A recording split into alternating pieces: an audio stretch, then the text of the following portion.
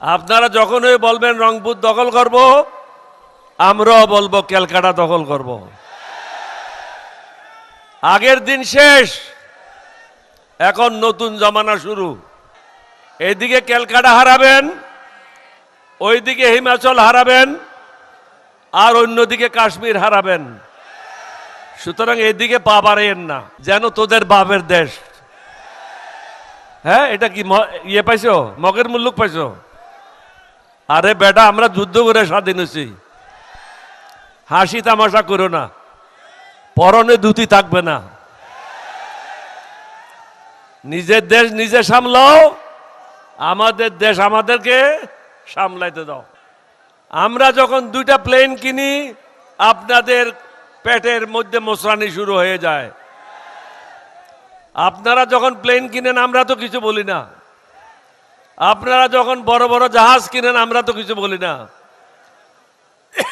আমাদের দেশের প্রয়োজনে আমরা কি জাহাজ কিনবো, না হেলিকপ্টার কিনবো, না ট্যাঙ্ক কিনবো, না আর্টিলারি কিনবো, এটা তো আমাদেরকে সিদ্ধান্ত নিতে হবে, আপনাদেরকে না। আপনাদের দাসী তো আপনাদের কাছে চলে গেছে, এখন তো দাসী এখানে নাই। আমরা আপনাদের দাসী না।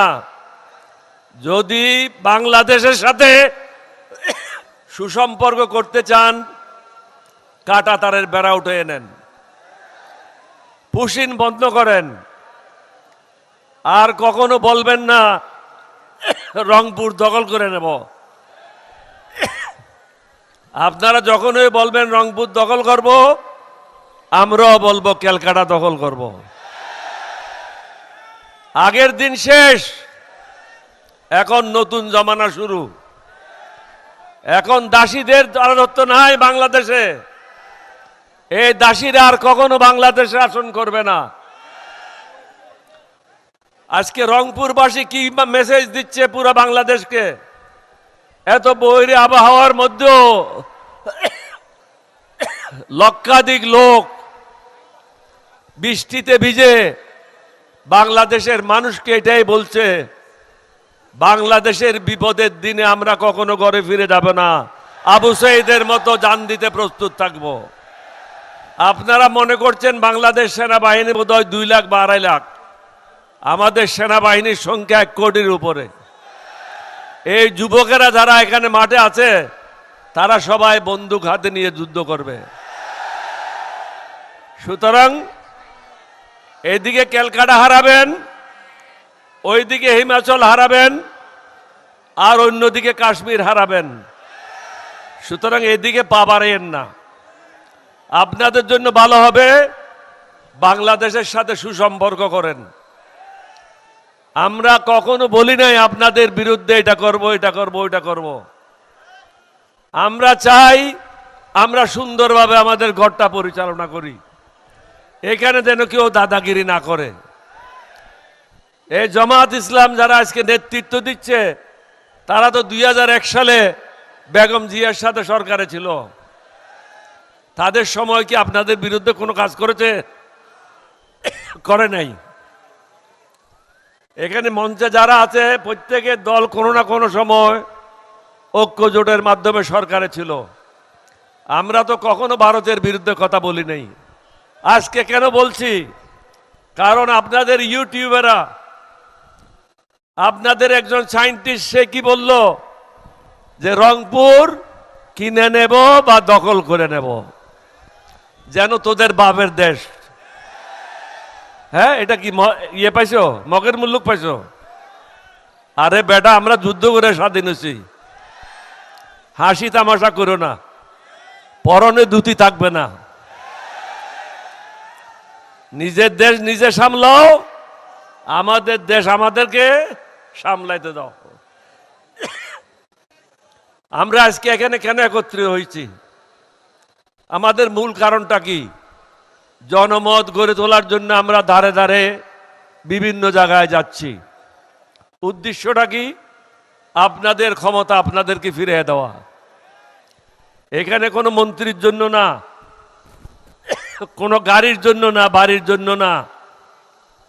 জনগণের ক্ষমতা জনগণকে ফিরিয়ে দিয়ে মানবতার বাংলাদেশ, সুশাসন বাংলাদেশ এবং শান্তি সুখের বাংলাদেশ, যেখানে চাঁদাবাজি থাকবে না, অন্যায় থাকবে না, অবিচার থাকবে না, মানুষ সব নিজে কর্মকাণ্ড নিয়ে সুখে শান্তিতে বসবাস করবে।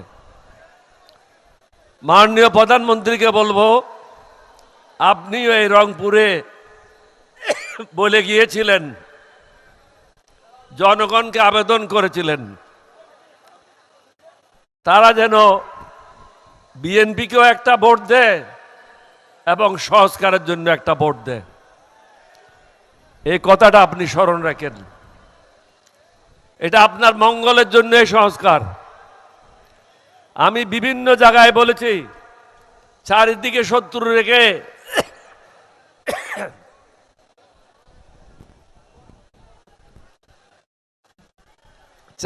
শত্রু রেখে আপনি দেশ পরিচালনা করতে পারবেন না। আমি আগেও বলেছি, আমরা তো এখন বিভাগীয় পর্যায়ে করছি, এরপরে জেলা পর্যায়ে হবে, এরপরে একসাথে সমগ্র উপজেলায় হবে, পুরো বাংলাদেশ বন্ধ করে দেওয়া হবে। তখন কোথায় যাবেন? এই পরিস্থিতিতে আমাদেরকে যেতে দিয়েন না। দয়া করে সংসদে বিল এনে সংস্কারগুলি বাস্তবায়ন করেন। আমি খুলনার মিটিংয়েও বলেছি, একটা সংস্কার নিয়ে আপনার সমস্যা আছে। এই সংস্কারটা কি? কোন ব্যক্তি যদি প্রধানমন্ত্রী হয় তাহলে সে দলীয় প্রধান থাকতে পারবে না। এই বিষয়টা আপনি 11 দলীয় ঐক্যজোটের সাথে বসেন, বসে এটার মীমাংসা করেন আলাপ আলোচনার মাধ্যমে। অন্যগুলি সুশাসনের জন্য প্রয়োজন। বর্তমান নির্বাচন কমিশনার যদি থাকে, বর্তমান নির্বাচন কমিশনের সদস্যরা যদি থাকে, তাদের অধীনে স্থানীয় সরকার নির্বাচন কখনো সুষ্ঠু হবে না, এবং আমরা এটাতে হয়তো অংশগ্রহণ করবই না। আমরা কি চাই? একটা কমিটির মাধ্যমে সমস্ত জায়গায় পদায়ন করা হবে। হাইকোর্ট হোক, সুপ্রিম কোর্ট হোক, একজন রাষ্ট্রদূত হোক, পাবলিক সার্ভিস কমিশন হোক, দুদক হোক, নির্বাচন কমিশন হোক, অর্থাৎ সংবিধানের যে সমস্ত পদগুলি আছে সমস্ত পদগুলিতে একটা কমিটির মাধ্যমে যাচাই বাছাই করে পদায়ন করা হবে। আমরা তো আমাদের জন্য কিছু বলছি না। আজকে আপনি ক্ষমতায় আছেন, কালকে বিরোধী দলে আসবেন, তখন আপনার অবস্থা কি হবে? সুতরাং ভেবে চিন্তে কাজ করেন। আমার অনুরোধ থাকবে, এই বৃহত্তর রংপুরবাসী যারা এখানে একত্রিত হয়েছে, লক্ষাধিক লোক, তারা সবাই এক বাক্যে বলছে, এই সংস্কার আমরা চাই, মানবতার বাংলাদেশ চাই। আপনারা কি মানবতার বাংলাদেশ চান? সুশাসন চান? একটু হাত তুলে দেখান না, টেলিভিশনে একটু ফটোটা উঠাক, টেলিভিশনে ফটোটা উঠে